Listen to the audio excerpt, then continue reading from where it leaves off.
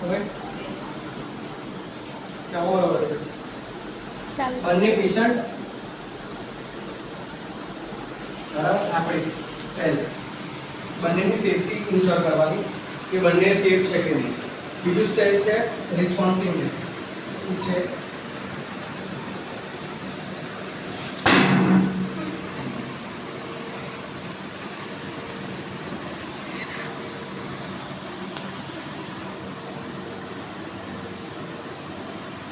પેશન્ટનો રિસ્પોન્સિવનેસ check કરવાનો. બરાબર, અહીંયા પેશન્ટ છે એ કોલેપ્સ થઈ ગયું છે.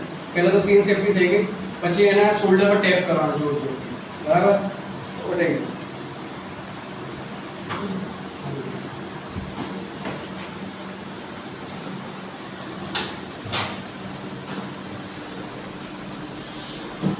પેશન્ટના શોલ્ડર પર ટેપ કરવાનું, પૂછવાનું કે are you okay, are you okay.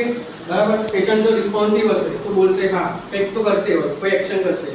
એકદમ પેન સિમ્બોલ આપીશું તો એને પેન ફીલ થશે તો એ કોઈ પણ એક્શન કરશે, એક્શનનું રિએક્શન આપશે. આર યુ ઓકે નથી બોલતું તો પછી એને ભાઈ આપણે શું કરવાનું, પહેલા તો ઇમરજન્સી કોલ મતલબ ઇમરજન્સીને અલર્ટ કરવાનું. જે બી ઇમરજન્સી ટીમ હોય આપણા હોસ્પિટલની, બરાબર, જે સિનિયર્સ હોય આપણા, એ લોકોને ફટાક દઈને એ લોકોને કોલ કરવાનો કે આવી જાઓ ફટાફટ, ઇમરજન્સી છે, પેશન્ટ કોલાપ્સ થઈ ગયું છે અને રિસ્પોન્સિવ નથી. આટલું કીધા પછી એની કેરોટિડ પલ્સ જોવાની. આ ટ્રેકિયા છે આપણી, ટ્રેકિયા, અને શું કહે શ્વાસ નળીકા ગુજરાતીમાં.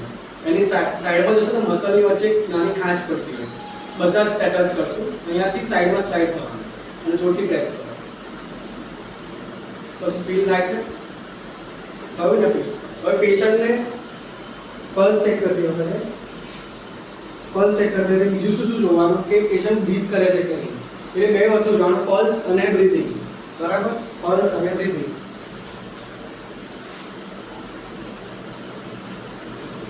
પલ્સ અને કેરોટિડ પલ્સ જોવાનું. બીજી કેરોટિડ ના થઈ શકે, એક સર્વાઇકલ ઇન્જરીઝ હોય કે અહીંયા કોઈ વુન્ડ હોય તો ફીમોરલ પલ્સ જોવાનું.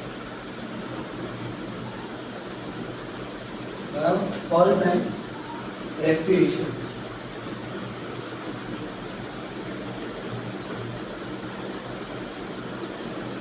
કેરોટિડ પલ્સ જોતા રેસ્પિરેશન કેટલું જોવાનું કે કેરોટિડ પલ્સ ટ્રેકિયાની સાઈડમાં મસલ અને ટ્રેકિયાની વચ્ચે જે ગ્રુવ એટલે ખાંચ, ત્યાં પલ્સ જોવાની. જોડે જોડે શું જોવાનું, રેસ્પિરેશન. ચેસ્ટ રાઇઝ થાય છે અને ફોલ થાય છે કે નહીં. બરાબર, પલ્સ નથી આવતી, આ રાઇઝ કે ફોલ નથી થતું, એટલે રેસ્પિરેશન પણ નથી, પલ્સ પણ નથી. બરાબર, જો પલ્સ અને રેસ્પિરેશન બંને હોય, પલ્સ અને રેસ્પિરેશન બંને હોય તો શું કરવાનું? પેશન્ટ રિસ્પોન્સિવ નથી તો ખાલી એને મોનિટર કરવાનું. બરાબર, મોનિટર કરો ને ત્યાં સુધી આપણે 108 કે જે પણ આપણે હોસ્પિટલ ઇન હાઉસ હોસ્પિટલની અંદર જે ઇમરજન્સી હોય ત્યાં સુધી એને મોનિટર કરવાનું.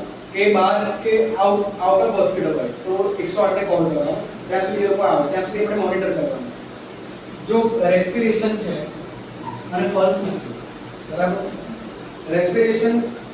પલ્સ છે, રેસ્પિરેશન નથી, તો આપણે શું આપવાનું, રેસ્ક્યુ બ્રીથિંગ આપવાનું. પલ્સ તો છે, બરાબર, શું નથી તો પેશન્ટની અંદર રેસ્પિરેશન નથી, તો એની અંદર જે બ્રીથિંગ આપે એને રેસ્ક્યુ બ્રીથિંગ કહેવાય. રેસ્ક્યુ બ્રીથિંગ કે પેશન્ટનું બ્રીથિંગ નથી અને રેસ્ક્યુ કરવા માટે જે બ્રીથિંગ આપે રેસ્ક્યુ બ્રીથિંગ કહેવાય. જો પલ્સ નથી અને રેસ્પિરેશન પણ નથી તો ઇમિડિયેટલી સીપીઆર સ્ટાર્ટ કરવાનું. બરાબર, એની જોડે જોડે શું કરવાનું કે એરવે મેન્ટેનન્સ કરવાનું. BLS ના ત્રણ મેઇન જે કોમ્પોનન્ટ છે, જે ઘટકો છે ત્રણ. પહેલું છે એરવે, બીજું છે બ્રીથિંગ,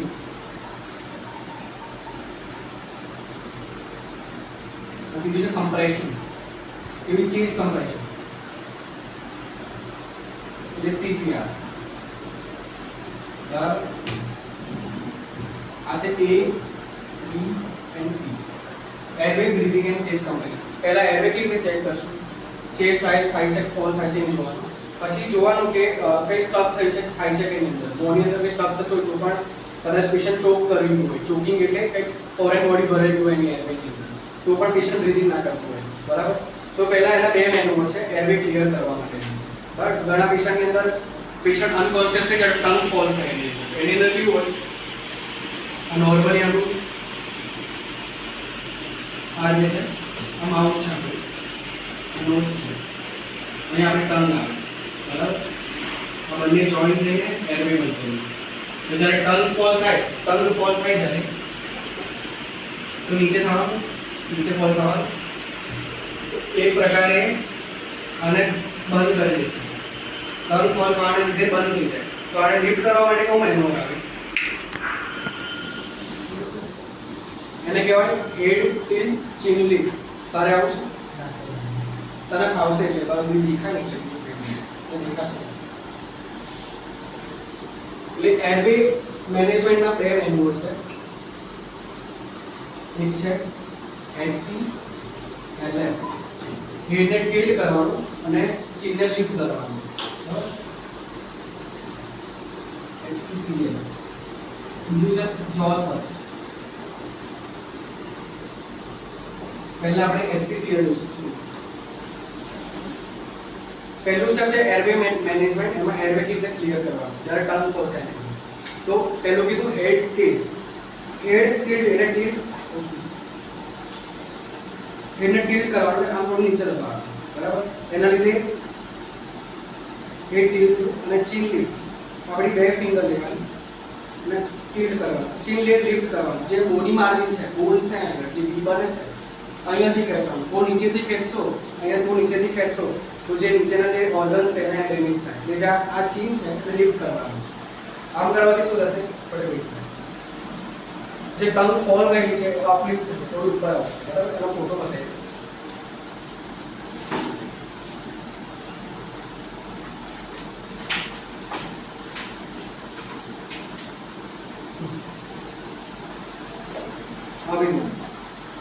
હેડને આપણે ટિલ્ટ કર્યું, દેખાય છે, અને ચીનને લિફ્ટ કર્યું. ક્યાંથી કર્યું છે?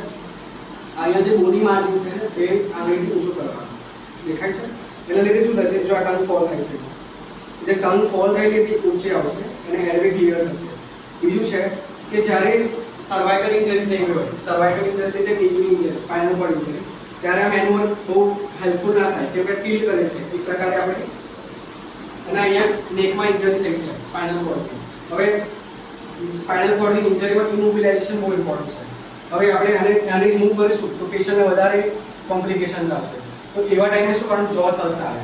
જો થ્રસ્ટ જે જો અને જો કહેવાય લોઅર જો, એને થોડું શું કહે સ્લાઇડ કરો ઉપર લેવાનું. હવે એની અંદર કેવું કે આ એંગલ બનતું દેખાય છે, એંગલ આ ત્રણ આંગળીથી આને એંગલને ઊંચો કરવાનો, બરાબર? અને મોં થોડું મોં ખોલવાનું, બરાબર? પહેલાની અંદર મેં શીખવાડ્યું કે હેડ ટિલ ચીન લિફ્ટ. એની અંદર આમ માથું કર્યું અને ચીન લિફ્ટ કરવાનું. થોડું મોં ઓપન રાખવાનું, આખું દબાઈ નહીં દેવાનું. આખું દબાવશો તો મોં બંધ થઈ ગયું તો એરવે ફરીથી બ્લોક.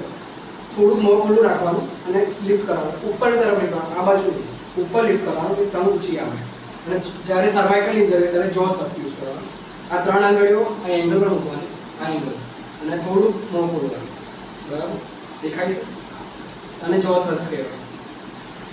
મેઇન મુદ્દો શું કે એરવે ક્લિયર થઈ ગયું. એરવે ક્લિયર એટલે એરવે ઠીક.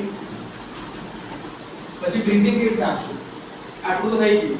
ફરી 3-4 ટાઈપના બ્રીથિંગ માટેના ઇક્વિપમેન્ટ છે. પહેલું છે આ પોકેટ માસ્ક. આ અમુક બેગનું છે, આવું પોકેટ માસ્ક આવે, બરાબર? આ અમુક બેગનું છે. બીજું છે અમુક બેગ એન્ડ માસ્ક ડિવાઇસ કહેવાય. બેગ એન્ડ માસ્ક અને પાછળ બેગ આવે પણ અત્યારે આપણે જોડે અવેલેબલ નથી. બેગ છે એની રિઝર્વ બેગ ને હા રિઝર્વ બેગ છે પેલા બીજો વાંધો નહીં અત્યારે આ શીખો. મોસ્ટલી આપણે આ યુઝ કરતા હોઈએ છે કે પેશન્ટને રીતે બતાવવાનું. જે બ્રિજ ઓફ નોઝ હોય અહીંયાથી આ જે છે નાનો પોર્શન અહીંયા બ્રિજ ઓફ નોઝ પર મૂકવાનું, આમ બરાબર? અને જે આ છે એ નીચે કવર થવું જોઈએ, આમ આખો બી બનવો જોઈએ આવે ફીસ.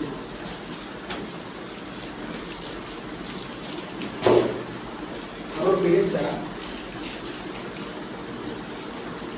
આ નોઝ છે એમાં, બરાબર? અહીંયા પ્લેસ કરવાનું, આખું ગોળ બનવું જોઈએ અને એકદમ એર ટાઇટ સીલ હોવો જોઈએ. એર ટાઇટ સીલ એટલે કોઈ બી જગ્યાએથી એર લીક ના હોવું જોઈએ.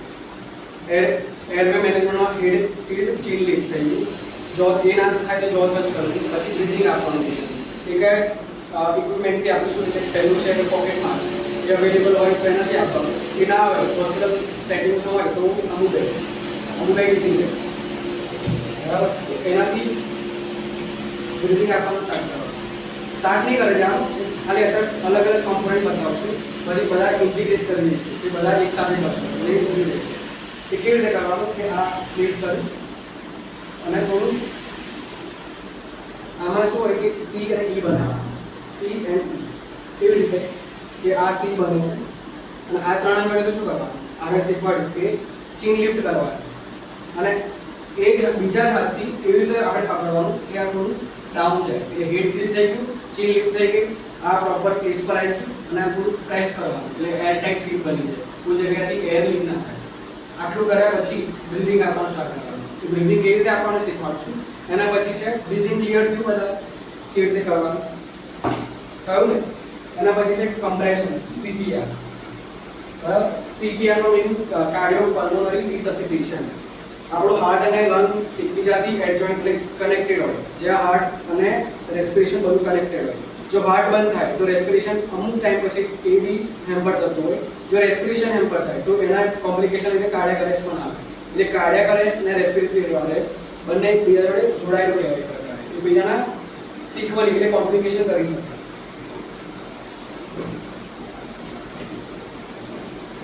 કમ્પ્રેશન કેવી રીતે આપશું?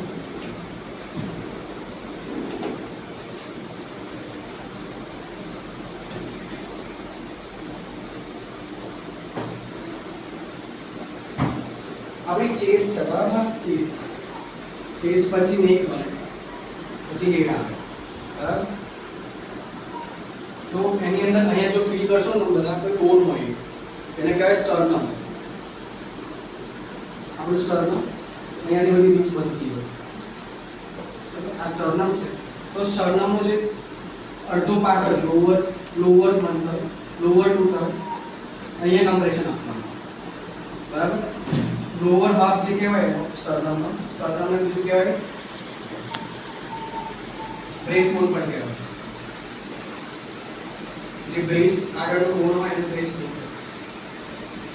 બરાબર. તો અહીંયા કમ્પ્રેશન આપવાનું. પોઝિશન ખબર પડી કે ક્યાં આપણે હાથ મૂકવાની છે. પછી કમ્પ્રેશન કેટલા આપવાના કે ડેપ્થ કેટલી હોવી જોઈએ, તો 5 સેન્ટીમીટર કાં તો 2 to 2.5 ઇંચ, 5 સેન્ટીમીટર જેટલું ડેપ્થ આપવાનું, બરાબર. આટલું થયા પછી રિકોઇલ થવી જોઈએ, ચેસ રિકોઇલ. કોઈ બી આપણે વસ્તુને દબાઈએ, બરાબર, સ્પ્રિંગને જ્યારે પ્રેસ કરી તો એ પાછી રિકોઇલ થાય, ખુલે પાછી, બરાબર. એને રિકોઇલ કહેવાય. ચેસ જ્યારે દબાઈ તો રિકોઇલ થવી જોઈએ. જો ચેસ નહીં દબાવો, સીપીઆર નો મેઇન પર્પસ શું છે કે કાર્ડિયાક અરેસ્ટ થઈ ગયું, બરાબર. હાર્ટ પંપ કરી નથી શકતું તો આપણે મિમિકલી આપણે હાર્ટને કમ્પ્રેસ કરવાનું, જેથી હાર્ટ આપણે મોટર બંધ થઈ ગયો હોય, મોટરમાંથી પાણી નથી આવતું તો એક પાઇપ લીધી, એની અંદર પાણી ભર્યું, બરાબર. પાણી ભર્યું અને એ જે બી હોય ટાંકી એમાં નાખી દીધું, પાણી એક વખત સ્ટાર્ટ થઈ જશે. એવી રીતે આપણે પંપ કરીને એક વખત બ્લડ સર્ક્યુલેશન ચાલુ કરશું. જો બ્લડ સર્ક્યુલેશન બ્રેન સુધી પહોંચશે તો રિસ્પોન્સિવનેસ આવશે અને રિસ્પોન્સ રીતે હાર્ટ સ્ટાર્ટ થઈ શકે, એ પોસિબિલિટી છે. કાર્ડિયાક અરેસ્ટની અંદર બ્રેન સુધી બ્લડ નથી જતું, ઓર્ગન સુધી બ્લડ નથી જતું. આ બધાની અંદર જો સીપીઆર આપવામાં આવે તો બ્લડનું સર્ક્યુલેશન ચાલુ થઈ શકે અને બધે બ્લડ એક વખત સ્ટાર્ટ થઈ જાય, બરાબર. પહેલું આપણે કીધું કે ક્યાં પ્લેસ કરવાનું છે આપણા હાથ, બીજું કે ડેપ્થ કેટલી હોવી જોઈએ, ત્રીજું કે ચેસને પ્રોપર રિકોઇલ થવા દેવાનું, કમ્પ્રેશન આપવું પાછો રિકોઇલ થવું જોઈએ, બીજું કે એનો રેટ કેટલો હોવો જોઈએ, કેટલા કમ્પ્રેશન પર મિનિટ, કે 100 થી 120 કમ્પ્રેશન જે કહું છું ને 100 થી 120 જેટલો રેટ હોવો જોઈએ કે 100 થી 120 સુધી આપણે ચેસ કમ્પ્રેશન 1 મિનિટમાં આપી શકીએ. જો આનાથી ઓછા હોય તો ફેલ જાય, આનાથી વધારે હોય તો પણ ફેલ જાય. આટલા તો મિનિમમ હોવા જોઈએ. હવે કેવી રીતે હાથ કેવી રીતે મૂકશું? આ સ્ટર્નમ છે, બરાબર. અહીંયા આગળ સ્ટોપ થાય છે, અહીંયાથી સ્ટાર્ટ થાય છે, અહીંયા મિડલ હાફ છે. તો આપણે હીલ ઓફ જે હેન્ડ કહેવાય, વન ઓફ એક હાથનો હીલ કહેવાય, એને આમ મૂકવાનું અહીંયા, બરાબર. બીજું કે એને ઇન્ટરલોક કરવાનું અને પ્રોપર ઉપર ચડી જવાનું.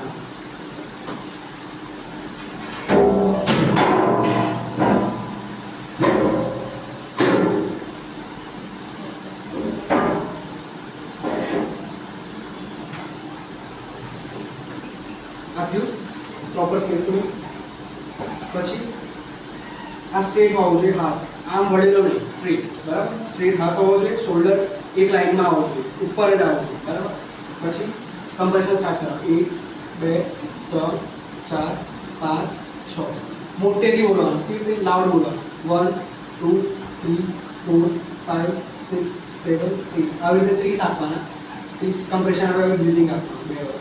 એટલે બોલવાનું કરવાનું શું છે? ડેપ્થ હોવું જોઈએ. 2.25 ઇંચ ઓર 2.5 ઇંચ ઓર 5 સેન્ટીમીટર ડેપ્થ હોવું જોઈએ.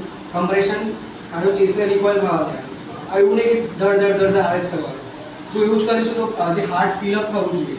કમ્પ્રેશન આપણે પછી હાર્ટ ખાલી થવું, પછી બ્લડ અંદર ફિલ થવું જોઈએ, બરાબર. જો ફિલ નહીં થાય તો કમ્પ્રેશન આપણે જ કરશું તો કંઈ કામનું ફેલિયર જાય, એ સિવિયર ફેલિયર થાય. કમ્પ્રેશન સ્ટાર્ટ કરે, ડેપ્થ આવી ગઈ, રેટ આવી ગયો 100 થી 120નો, બરાબર. પછી ચેસ્ટને રિકોઇલ થવા દીધું અને પુશ હાર્ડ અને પુશ ફાસ્ટ. જેટલું ફાસ્ટ કરશો એટલું બી સારું છે, અને પુશ હાર્ડ એટલે કે ડીપ હાર્ડ. કંઈ એકદમ શેલો કરશો તો હાર્ટ પમ્પ થશે અને ભરાશે નહીં હાર્ટની અંદર અને પાછું બહાર નહીં જાય. એટલે push hard and push fast. Placement ખ્યાલ આવ્યો બધાને? કેવી રીતે મૂકવાનું? અહીંયા લોઅર હાફ ઓફ સ્ટર્નમ, એક આ ની મૂકવાનું અહીંયા, અને ઉપર એક ઇન્ટરલોક કરવાનું, અને સ્ટ્રેટ હોવો જોઈએ હાથ અને શોલ્ડર એક જ લાઇનની અંદર. અને 100 થી 120 કેવી રીતે આવે કમ્પ્રેશન, એવી રીતે એ રેટ પર આપવાનું.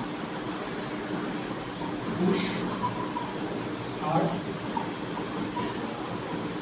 પુશ હાર્ડ એટલે ડેપ્થ હોવું જોઈએ. પુશ ફાસ્ટ, ફાસ્ટ આપવાનું. 100 થી 120 આવવા જોઈએ એટલું કમ્પ્રેશન સ્પીડમાં આપવાનું. રિવોલ્વ પણ થવા. આટલું થયું. આગળ સીપીઆર, બરાબર. 30 કમ્પ્રેશન આપવાના અને પછી મેં બ્રીથિંગ કેવી રીતે બતાવું એ રીતે બ્રીથિંગ આપવાનું 2 વાર. કહું છું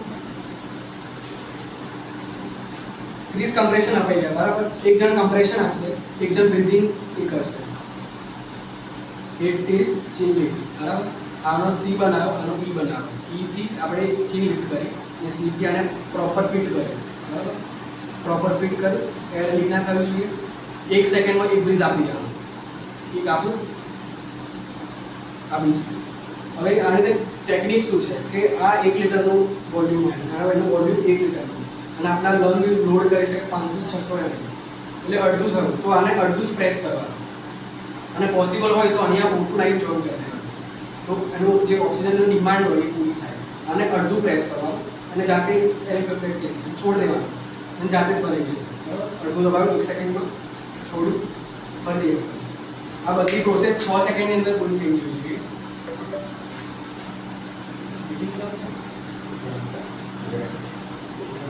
આ બધી પ્રોસેસ 6 સેકન્ડની અંદર પૂરી થઈ જોઈએ. એટલે 3 વખત કમ્પ્રેશન આપ્યા અને 2 બ્રેથ આપી, બરાબર. 2 વખત શ્વાસ આપી.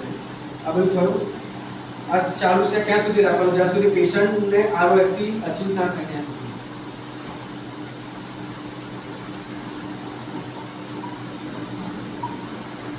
ROSC मतलब return of spontaneous जाते रहती है सर्कुलेशन.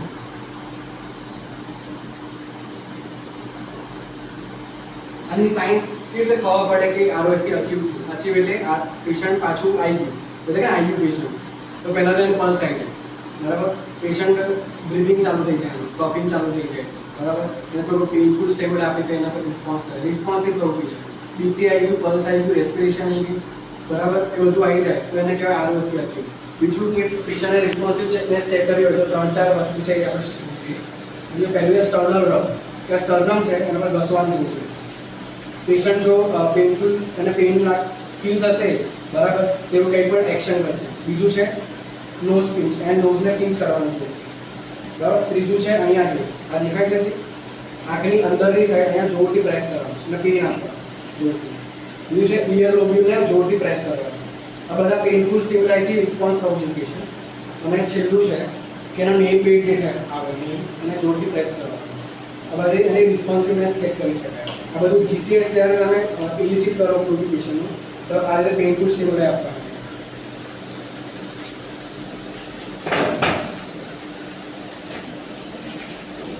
આટલું ભાવ પડી.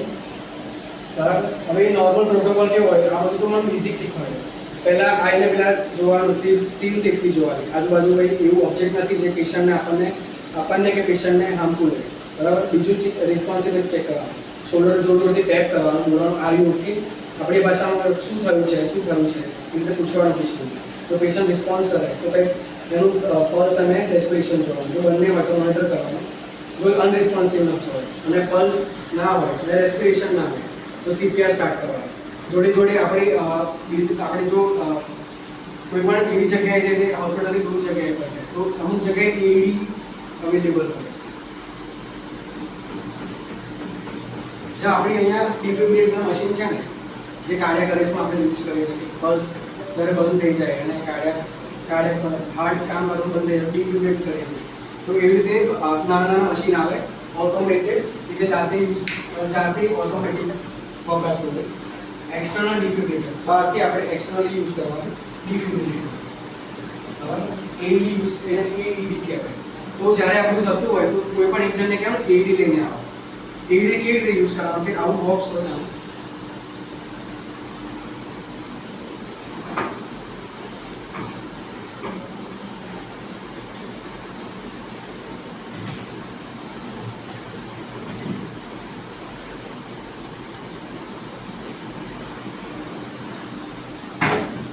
જેમ આપણે મોટું ડિફિબ્રિલેટર છે એમાં કેવું છે કે આવું મશીન છે એની અંદર પેડલ્સ છે. બરાબર. એક પેડલ અહીંયા મૂકીએ છીએ આપણે, એક પેડલ અહીંયા મૂકીએ છીએ. બરાબર. તો એઈડી કેવું નાનું મશીન એટલે ઓન ઓફ કરવાનું એક બટન. બીજું હોય રિધમ એનાલિસિસ, પેડ લગાવ્યા પછી એની રિધમ જોવાની, શોકેબલ છે કે નહીં. અને ત્રીજું છે શોકનું બટન, એટલે પહેલું છે ઓન ઓફ, બીજું છે એનાલિસિસ ઓફ રિધમ એનાલિસિસ.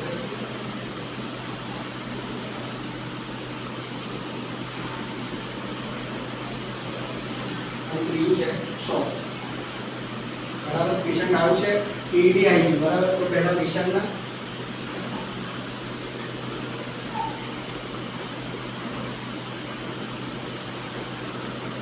પહેલા મશીન ઓન કર્યું.